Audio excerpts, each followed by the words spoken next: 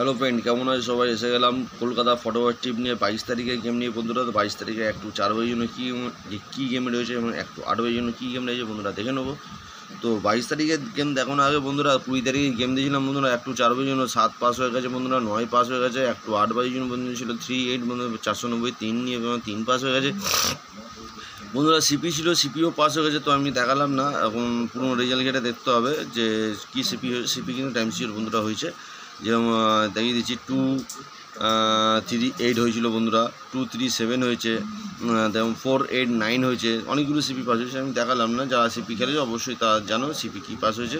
তো 22 তারিখে গেম দেখে নেবো বন্ধুরা। 22 তারিখে একটু 4 বাজে রয়েছে 4950, 5 রয়েছে 4-এর জন্য 130, 220, 257, 9 জন রয়েছে 270, 135, 360, 5-এর জন্য রয়েছে 456, 159, 168, 0 জন্য রয়েছে 136, 569 এবং 280।